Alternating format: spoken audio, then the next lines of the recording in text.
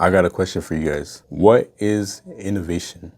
Let's get into it. So with the Fold 6 around the corner, a lot of people have been saying that Samsung is not being innovative. They haven't innovated. And a lot of people are saying they're leaving Samsung. You know, they're getting rid of their Fold 5, even though there's nothing wrong with it. A lot of people are like, yeah, I'm done with Samsung. I'm selling my Fold 5 right now. I'm switching to the OnePlus Open because the Fold 6 is very similar to last year's model. Samsung is not being innovative. What does it mean for a company to be innovative? I just want to ask that question because a lot of people are saying this as if other foldable phones are innovative. Let's look at them. I've owned the North American trio, the Pixel Fold, OnePlus Open, and multiple Z Fold series. I had every Z Fold back to the Z Fold 2. But let's look at them. What makes the other foldable phones innovative? The OnePlus Open is lighter. It has a better camera. It has like near flagship level camera system in it, and it has a bigger screen, a wider outside screen. But do those things actually make it innovative? Like, what's the definition of innovation? Because those are things that we've already seen before, you know? It's not like it has a flagship level camera system. It's really good. Maybe it is level, but it's not better, or it's not even there. It's really good, but it's not like exactly flagship level. In terms of the screen size, we've seen phones that have a more, like, it's still a foldable phone and it has a shorter and a little bit more narrow screen than, you know, other phones. Like, it's not exactly flagship sized on the outside screen. And then the inside screen, it is bigger, but then it's also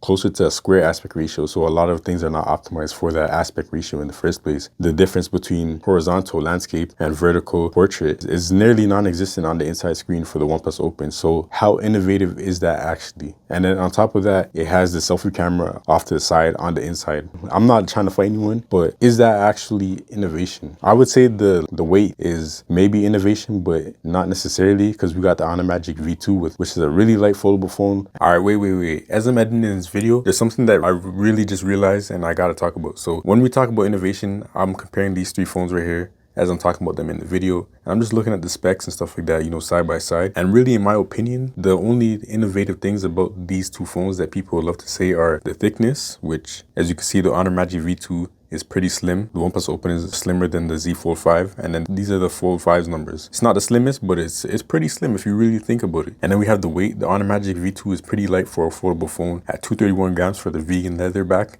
and then 237 for the glass back. OnePlus Open is around there, 239 for the vegan leather, 245 for the glass back, and then the Z Fold 5 is at 253. In terms of weight and thinness, yes, the Honor Magic V2 is pretty innovative. I wouldn't necessarily consider the OnePlus Open super innovative when you consider what the Honor Magic V2 is doing, and the fact that this has some slight downfalls in terms of the hardware. So the Honor Magic V2 is super thin and super light like we just discussed, but it also has a 5,000 milliamp battery inside of it, which is pretty crazy for a foldable phone. 5,000 is the same amount as the S24 Ultra. Like, this is flagship level battery capacity. OnePlus Open is almost there. It's not exactly there, but the Honor Magic V2 has that on top of everything else that it has. But when we talk about innovation, I'm gonna discuss this further in the video, but like, how do we gauge what innovation is and isn't? Because yes, the Honor Magic V2 and the OnePlus Open are lighter and thinner than the Z Fold 5.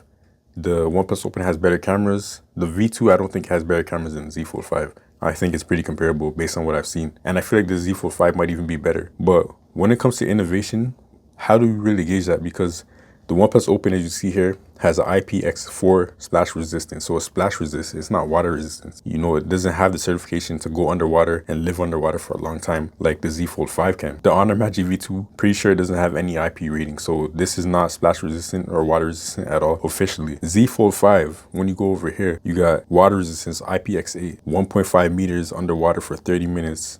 And we've seen on video, it can last even longer than that underwater. And then it also has the S Pen support. S Pen is a way better stylus than these two styluses for these phones. You can do a lot more. There's so many, like, you can go and look at the videos and stuff like that. The S Pen is just top tier when it comes to styluses. And then again, going back to the weight and the thickness and all that stuff, people love to, you know, criticize Z Fold 5 for not being innovative in those categories, but it has wireless charging. These two phones do not have wireless charging. And now with the Z Fold 6 looking mostly like the Z Fold 5, it does have wireless charging, and guess what? It's 239 grams. So it's gonna be just as light as the OnePlus Open with the vegan back, but it's gonna have glass back and it's gonna have wireless charging and all the other benefits that I just talked about. So yeah, when we're talking about innovation, like, it really boggles my mind when people try to go crazy and like say that these two phones are super innovative and this phone is not innovative, when these two phones, in my opinion, are missing pretty basic and key things that are just typical on every other smartphone. If it was really innovative, then it would have all the features. There would be no compromises. That's how I feel, at least.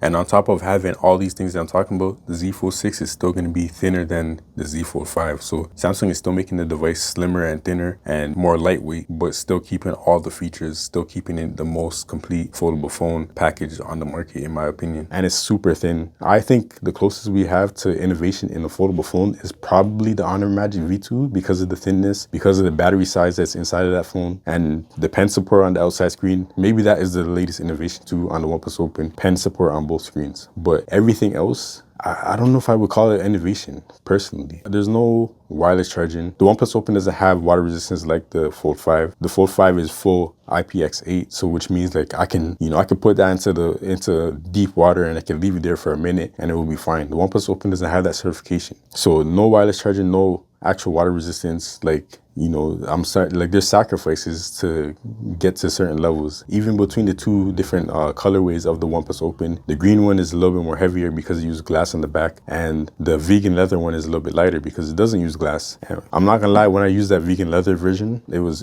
really good. It was pretty cool. Like that was something that I actually appreciated about the OnePlus Open. Is it actually innovation though? The Pixel Fold, it has a wider outside screen, it has a shorter outside screen. Is it actually innovative? You open it up, there's thicker bezels, which I don't mind. I actually love the thicker bezels of the Pixel Fold on the inside screen, but a lot of people hate it. A lot of people think it's dated, it's outdated, it doesn't look as nice, all that stuff. And then the crease is pretty steep on the Pixel Fold, and the screen is just like, it could definitely feel cheaper than the other ones. And on top of all that, the Pixel Fold is super heavy. Like the camera system is, in my opinion, on par with the Z Fold 5. So is that actually innovation? People are talking about Samsung not really innovating nowadays. Where, like with the other foldable phones, where is the innovation? That's something that I've been really trying to think about. Like when people say this, every time that's the argument against the Z Fold series and how they're very similar to each other. Where is the innovation? I don't really see it in the other foldable phones other than the Honor Magic V2, like I said. Another innovation point that people use for the OnePlus Open is the crease being not pronounced or not as pronounced as the Z Fold 5. However, when you look at the hinges between the two, the Z Fold 5 has probably the best hinge on any foldable phone. The Z Fold 5 can sit at any angle that you put it at. It has no issues sitting in flex mode and stuff like that, being propped up as a camera. Whereas with the OnePlus Open, I've had like 3 of them, and all 3 of them had a floppy hinge that just wants to open up, and it doesn't feel secure when you're sitting it down in flex mode or trying to prop it up as a camera. At least in my experience, there's always that fear of like it just opening gradually, because I had that happen to me a couple times, and it makes you feel like the device is just going to damage itself because the hinge is very floppy. It's not sturdy like the Z Fold 5's hinge that can sit at any angle. So for a very innovative hinge and a less pronounced crease, I would probably take the Z Fold 5's hinge that can sit at any angle versus having a less pronounced crease. Which one is innovative? You tell me. And again, when we're talking about innovation, try connecting your Google Pixel Fold or your OnePlus Open or your Honor Magic V2 to an external monitor or screen and see how it compares to the Z Fold 5. The experience is just not going to be as good. With your Fold 5 wirelessly or wired, you can control the aspect ratio to make sure that it lines up with your TV screen more better, even when you're not in Samsung DeX mode. And then when you go into Samsung DeX, you have a whole computer interface that allows you to use windows that you can resize and so many different things on an external monitor. So even with something as simple as that, connecting to an external monitor or a screen, Samsung just destroys the competition. And I'm not even trying to like make them seem like they're so amazing and stuff like that, but really the software makes the Z Fold series so good. And then the hardware, in my opinion, has been good for a long time. It's just the durability and the random issues that Samsung needed to work out. And now that they did that with the 5, and it's only going to get better with the 6, really all they need to do is just make the cameras better and then give a bigger battery, and that's it. I feel like they have pretty much a good foldable phone. Oh, and then you can also add the S Pen support on the outside screen. That would be nice too. But in terms of innovation, I really don't see who's doing it like Samsung when it comes to software in combination with what you get in the hardware package. And then the other question that I have in regards to innovation in these phones too is like, how much more realistically can these companies do, and also like to what extent? Because I think the most that we can really do with these foldable phones is give better cameras and bigger batteries for better battery life. And then maybe, Samsung could increase the outer display size, because that's what a lot of people want. Personally, I love the slimness for one-handability, but that's just me. A lot of people want a bigger size, so it's like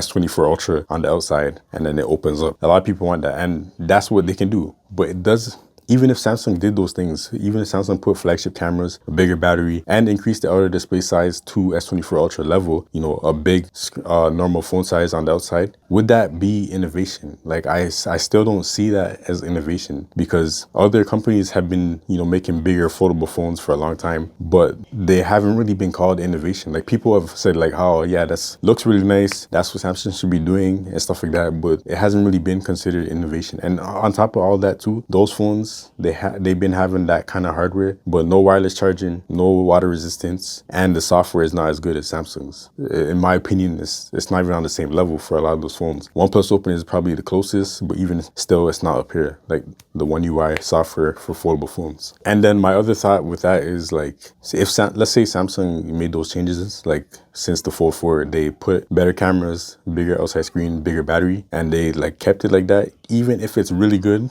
like flagship level tier, people are gonna still say it's not innovative, it's not changing and stuff like that. Like realistically, how much should these phones change? Because you look at the main phones from each of these companies, look at the Pixel series. The Pixel series are probably the most identity crisis phones out there. Like they changed the most probably out of all the company phones. Like look at the 6 to the 7 to the 8, and now the 9 is gonna be like this weird squared off looking thing. So like the Pixel phones change a lot on the exterior, but you know, the fact that it's changing, does that mean it's innovation? I don't think so. The exterior might be changing slightly, you know, going from a curved display to a flat display to a curved display. That is changing constantly for a lot of these phones, but the innovation aspect is not there. The reason why I'm saying this is because like it's just confusing when people say like, oh, Samsung is not innovating anymore. When Samsung literally started this foldable thing and like they perfected it to an extent with the Fold 5. I think the Fold 5 is like probably the most cohesive foldable phone design out there, aside from like the cameras not being like the best of the best for the price. If the price was lower, like I think a lot of these conversations would just be out the window. They wouldn't even be like actual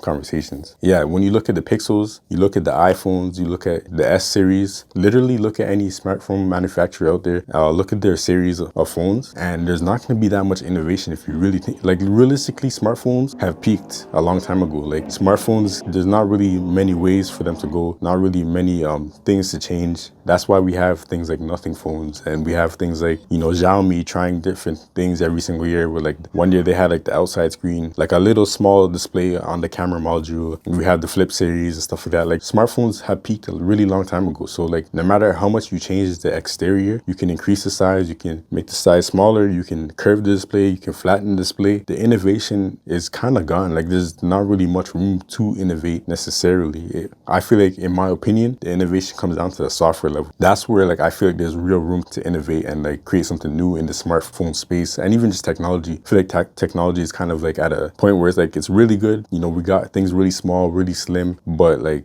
we're kind of stagnant on a software level. Things are not like changing or like innovating as much as you would hope, I guess, on a software level. I feel like there's a lot more that could be done on a software level. But realistically, no matter how much a phone changes on the outside, like the experience is basically the same. You know, iPhone, Android, whatever, people love to make these arguments, which phone is the best, you know, which phone has more features. When you really break it down on a very basic base level, all these phones do the same thing. You open your phone, unlock it, there's a home screen, there's an app drawer, all the apps are there, you can choose them. Open the app, close the app, make a call, send a text message, browse the internet, watch YouTube videos, play games. They all do the same stuff. You know, they literally all do the same stuff. And we're at a point now where it's like very similar. Like iPhone and Android, they both have gestures. So you swipe and hold to switch your app, go to your next app, swipe up to just exit the app, swipe across your home screen, choose the app. Literally the same basic functions are all there across all smartphones nowadays. So regardless of how they look on the outside, the interior software experience is very, very similar. Unless you're somebody like the very small minority who uses like the extra features, who goes more in depth with the software, then that's where you see more variance with the software experience on smartphones. Like for example, if you are somebody who uses Samsung phones and you use all the extra features, then you know you'll love the multitasking capabilities and the way you can customize your navigational gestures and stuff like that. Or if you're somebody who uses iPhones, you'll love the always on display on iPhones and how you have like live updates and stuff like that. Or you'll love the stackable widgets on the home screens for iPhones. If you're somebody who uses Pixel phones, you'll love the AI features, the call screening and stuff like that. Depending on which phone software you use, if you're that kind of person to dive deeper and to, you know, use the extra features, then yeah, of course you'll see more difference in terms of the experience. However, at the very basic level, all these phones do the same thing. Every year, the exterior might change, but the software is very similar. So where do you find the innovation is my question. You know, is it in a bigger screen? Is it in